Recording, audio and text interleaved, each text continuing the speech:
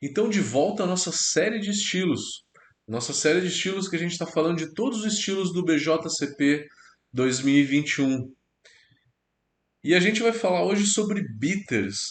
Eu reuni três estilos em um único vídeo, em uma única apresentação, porque eles são muito parecidos. Se eu fizesse três vídeos diferentes, vocês iam, né, ver que era muito, muito similar. Então, para resumir um pouco, eu fiz um vídeo só. A gente vai falar da Ordinary Bitter, a gente vai falar da Best Bitter e da Strong Bitter.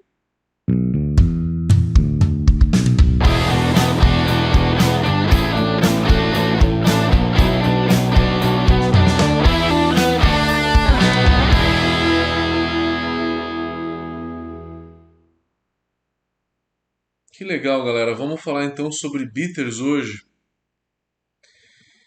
Como eu disse para vocês, então eu coloquei três estilos aqui junto. Primeiro, precisaria criar três estilos diferentes? Esse é um questionamento meu, do Matheus, tá? O BJCP não é a verdade absoluta, é a forma que eles usam para interpretar os estilos que existem no mundo. Por exemplo, no BJCP tem um estilo chamado Imperial Stout. E lá no estilo Imperial Stout, eles colocaram uma faixa de graduação alcoólica que vai de 8% a 12%. Na prática, a gente vê que engloba Imperial Stout. A Imperial Stout ela tem por volta de 8, 9, até no máximo 10%. A Imperial Stout geralmente ela está por volta de 8 a 9, 9,5. E a Russian Imperial Stout ela está de 10 a 12. Então, ali na Imperial Stout, no BJCP, eles englobaram dois estilos. Na minha opinião, eles poderiam também ter pegado esses três estilos e ter feito um único estilo, tá? É uma maneira de se olhar. Eles dividiram entre três estilos. Primeiro, ordinary bitter. Ordinary quer dizer ordinária, corriqueira, né? Corriqueira, comum. E o porquê de comum, ordinária? A cultura cervejeira inglesa, ela é diferente do que a gente imagina. Eles não tomam tantas cervejas tão alcoólicas assim. Eles preferem cerveja com baixa graduação alcoólica. E isso é de 3,5 a 4,2 de álcool. Na média, a cerveja do dia a dia tem essa graduação alcoólica baixa. Por quê? É uma cultura de pub, né? O inglês ele tem a cultura de ir pro pub. Na média, quem vai ao pub vai 4 ou 5 dias na semana. O cara praticamente vive no pub, ele vai sem a mulher. Você vê a galera indo mesmo sozinho pro pub. Alguns levam, eu fui em diversos pubs lá, às vezes vai casais, mas às vezes não vai.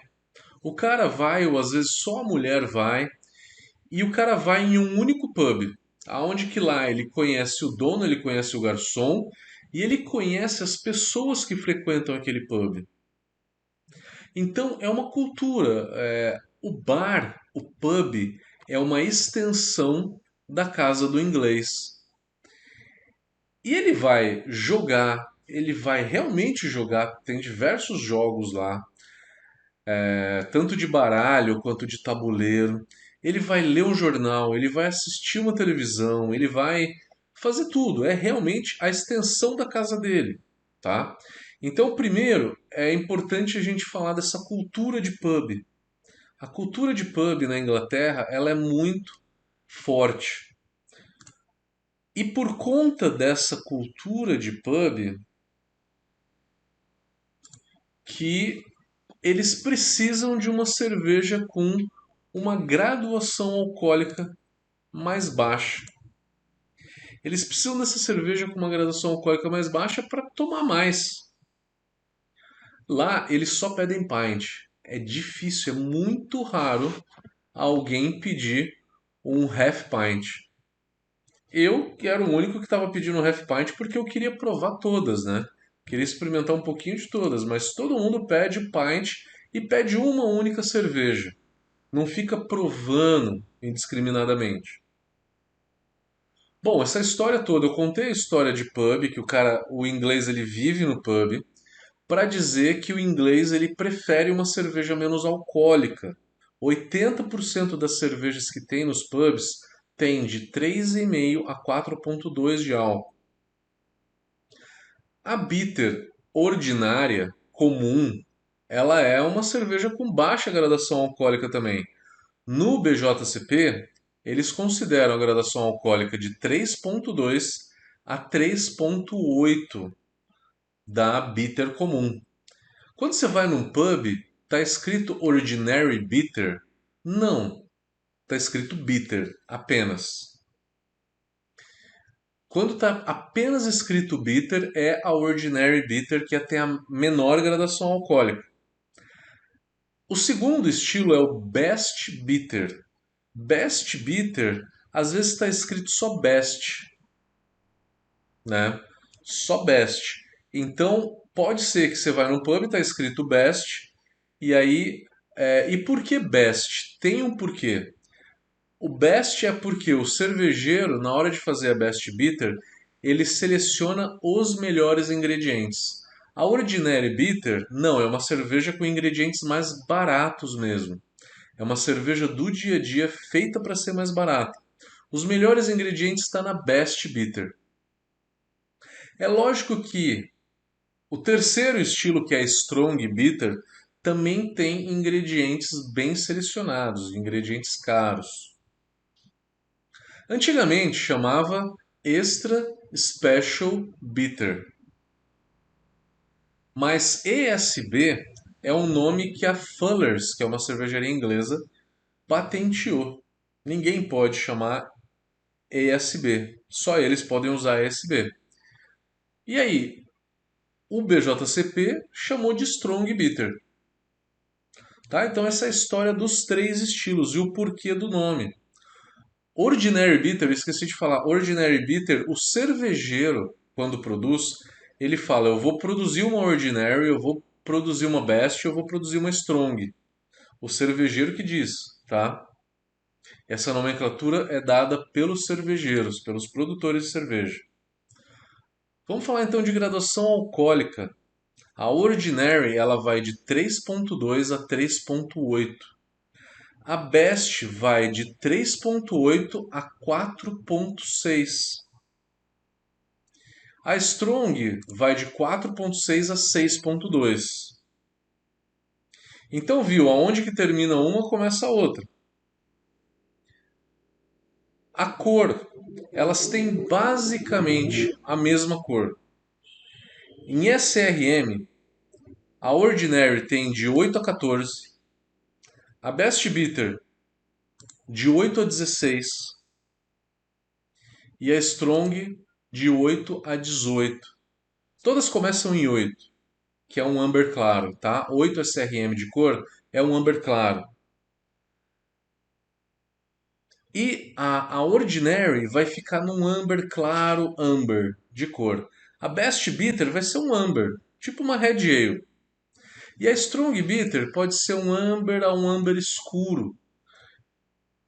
É lógico, né, que quanto maior a graduação alcoólica da cerveja, mais malte se usa, né? Então essa é a primeira grande diferença entre esses três estilos, é a graduação alcoólica. E quando eu aumento a graduação alcoólica, eu aumento não só o malte base, que é o que produz o álcool, é o malte mais enzimático, mas eu aumento também o malte caramelo. E eu aumentando o malte caramelo, eu vou intensificar cor e sabor na cerveja. A diferença de cor, ela é mínima. Ela é mínima. O que varia mesmo para cada um desses três estilos é a quantidade de malte base. Então a variação de cor é pequena, a variação de graduação alcoólica é um pouco maior. É um pouco maior, tá? O amargor. Depois a gente vai falar de receita, tá? Como produzir uma receita. O amargor da Ordinary é de 25 a 35. O da Best de 25 a 40. Todas começam em 25. Só a Strong começa em 30. De 30 a 50. Então, Ordinary de 25 a 35, Best de 25 a 40 e a Strong de 30 a 50. O amargor ele varia, mas em todos os casos, o amargor ele sempre sobressai ao maltado, ao sabor do malte. Então ela é uma cerveja onde que o equilíbrio entre malte e lúpulo sempre pende mais para o lúpulo. É uma cerveja onde que eu sinto no retrogosto o lúpulo muito mais evidente. O retrogosto ele começa doce e aí no final dele a gente sente o amargor aumentando aos poucos.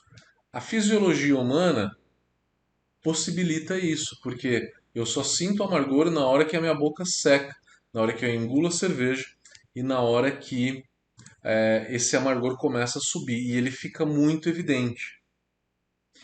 Então, a principal característica, a principal variação desses três estilos é a gradação alcoólica, que é o que vai dar o drinkability. A Ordinary, ela vai ser a cerveja do dia a dia, menor gradação alcoólica, corpo mais baixo e uma lupulagem mais baixa. A Best são ingredientes melhores, mais bem selecionados, uma cerveja mais saborosa, onde você aumenta um pouco a graduação alcoólica e aumenta um pouco a lupulagem e aumenta um pouquinho a cor também. A Strong ela vai ser um pouco mais intensa em álcool, amargor e cor. Falei as diferenças entre esses três estilos, né? Mas olhando álcool, cor e amargor. Vamos falar agora da característica sensorial. A característica sensorial no aroma, a Ordinary, ela tem uma complexidade de malte um pouco baixa.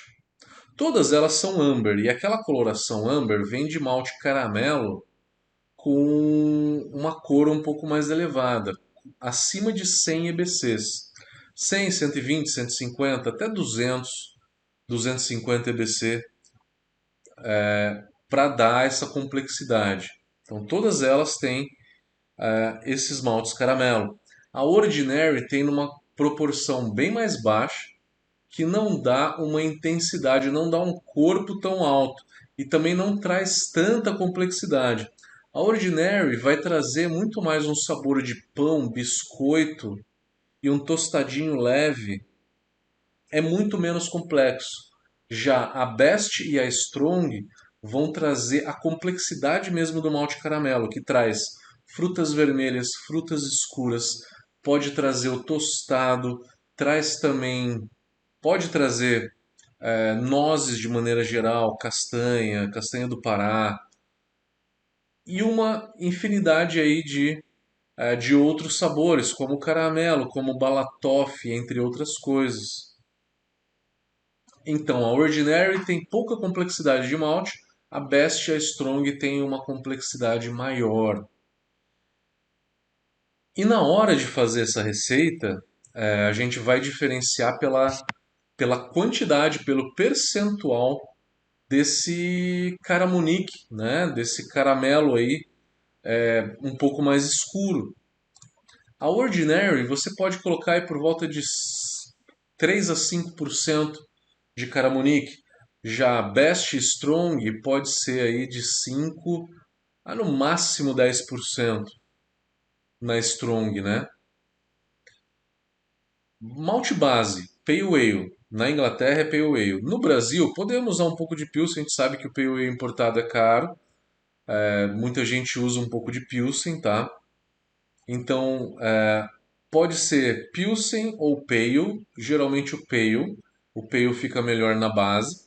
Aí você pode usar um pouco de Munique, se quiser dar um pouquinho mais de cremosidade. Pode usar um caramelo mais leve, que tenha 20 ou 30 EBC de cor. Você pode usar uma melanoidina. Não use maltes belgas nessa cerveja, porque os maltes belgas têm um sabor muito específico. Em nenhum estilo inglês fica legal você usar Special B. Special B não é que não fica legal, fica excelente. Special B é um malte muito bom. Só que na hora que vai cair para um juiz julgar, se for o caso de você mandar ela para julgamento, o Special B ele foge do estilo.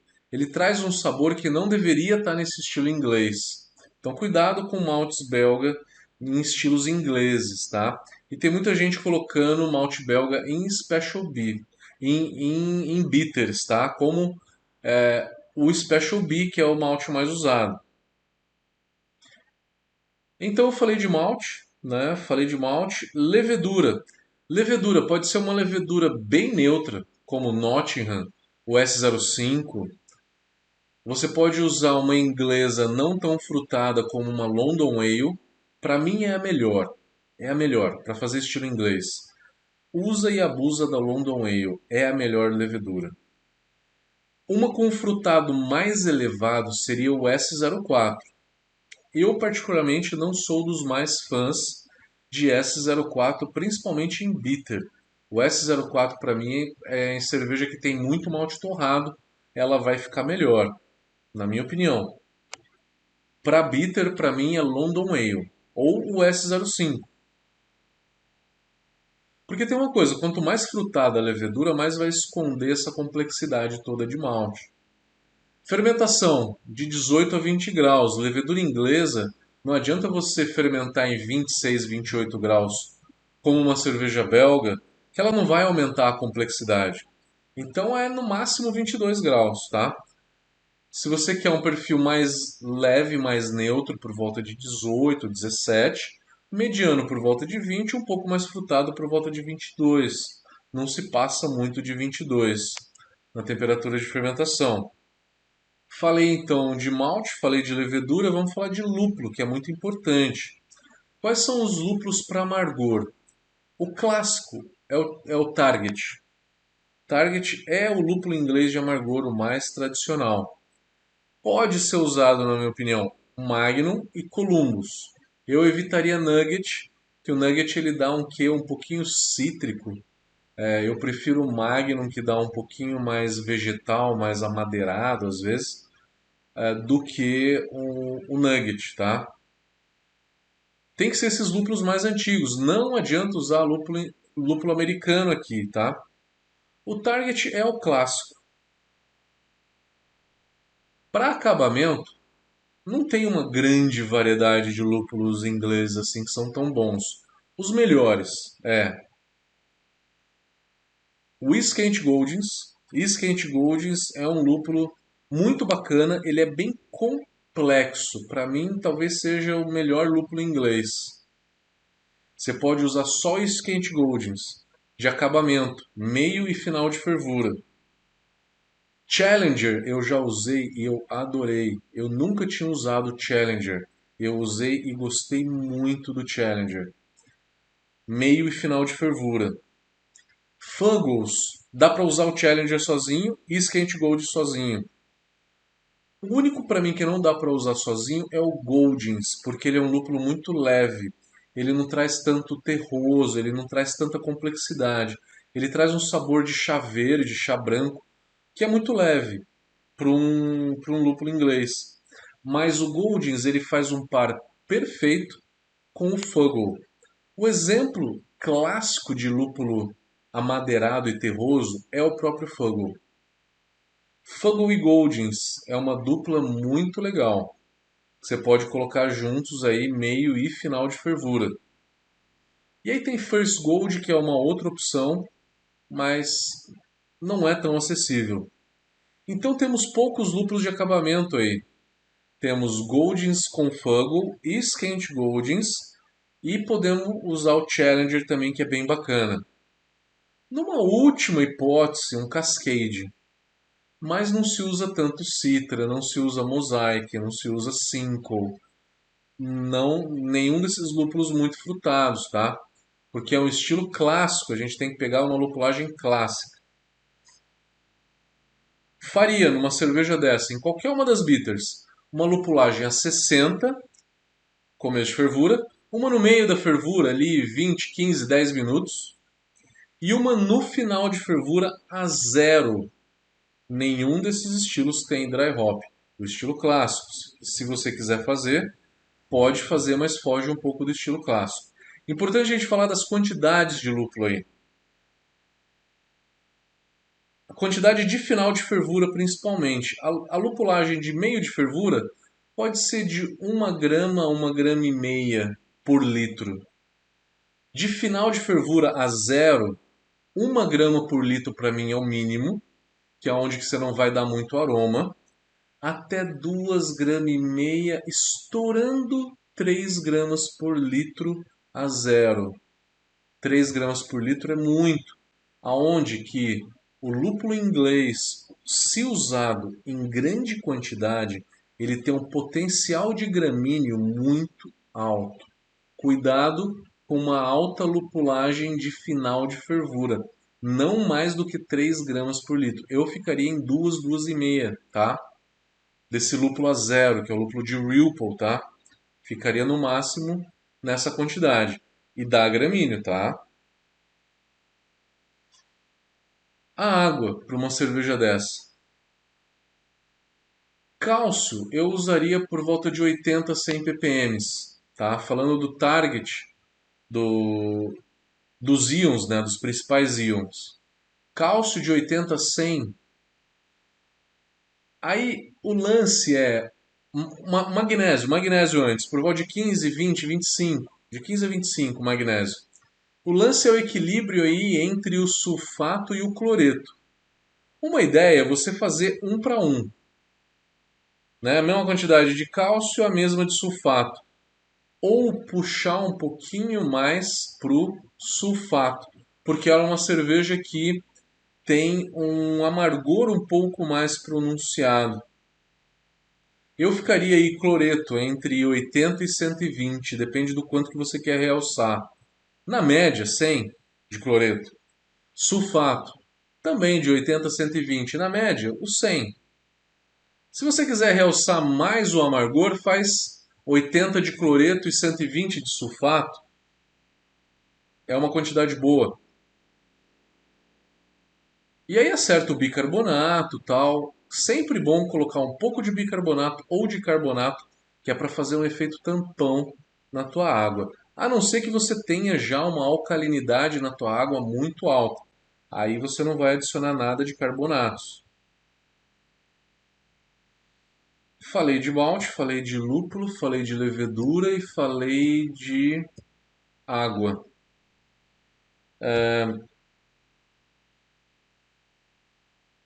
A cor da cerveja eu falei que ela é sempre entre um amber até um amber escuro, um acobreado. Ela é uma cerveja que lá na Inglaterra, tradicionalmente, a carbonatação é baixa. Mas eu não recomendo ninguém a fazer carbonatação baixa em cerveja nenhuma. Eu não acho que fica legal. Da forma que os ingleses fazem. Eu viajei muito ali pela Inglaterra para aprender esses estilos, para ver o que é a Real Ale, né? Que é essa ale inglesa com baixa carbonatação. Eu não acho tão agradável. Eu não acho. Eu acho que uma carbonatação mediana nessa cerveja fica ok. Assim como uma carbonatação de uma Pilsen, que ela é média. Ela é uma cerveja mais maltada que tem uma certa retenção de espuma. Não tem uma retenção de espuma muito alta, mas tem uma certa retenção de espuma. A cor da espuma ela é branca ou esbranquiçada. Não chega a um marfim, um bege, nunca. Tá? Porque é uma cerveja que tem pouco malte. Sabor e aroma é a mesma coisa, né? Então a Ordinary Bitter ela tem menos complexidade de caramelo. A Best Bitter e Strong tem muito mais complexidade. Comparação de estilos.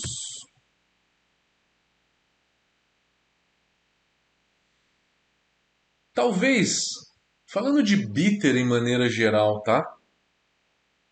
A Best Bitter você pode às vezes confundir com uma Red Ale, mas qual que é a diferença da Best Bitter para a Red Ale?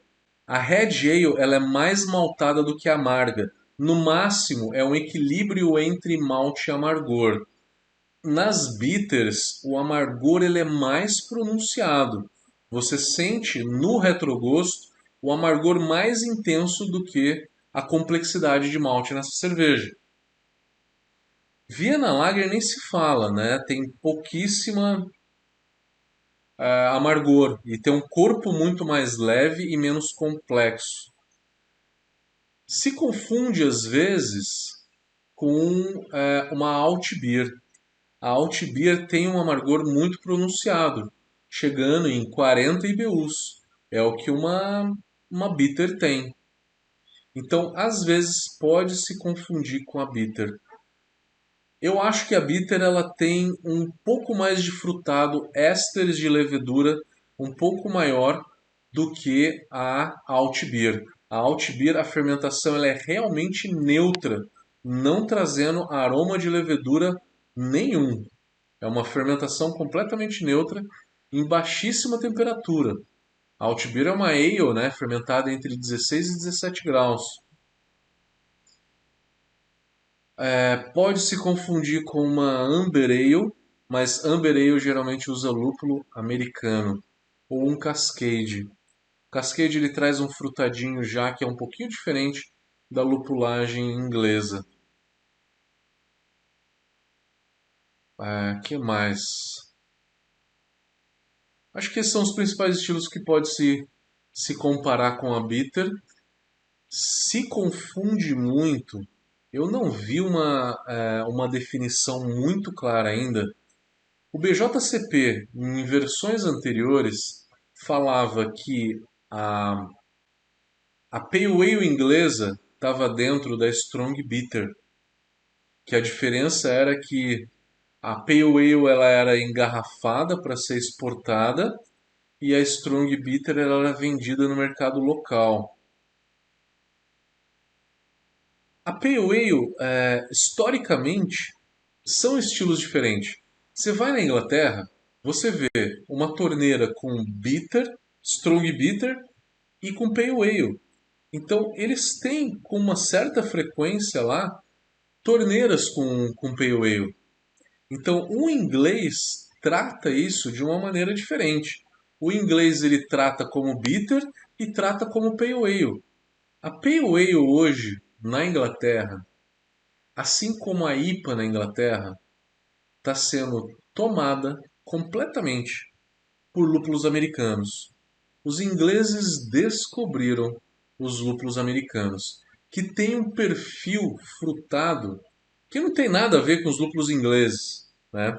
Os lúpulos ingleses eles vão ter uma pegada um pouco mais vegetal, uma pegada um pouco mais amadeirada, né?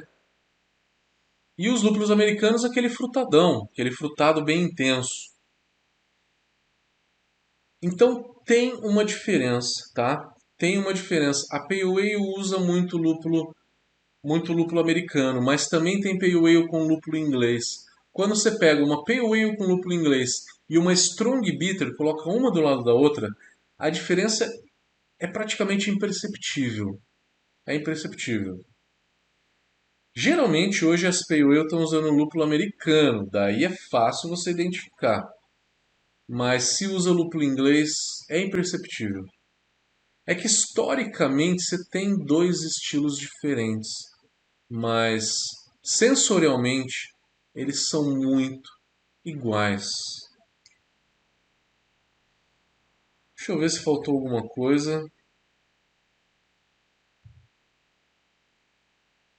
É isso, galera. Espero que vocês façam uma bitter a partir de hoje e quem já fez, coloca aqui no comentário pra gente. Compartilhem, por favor.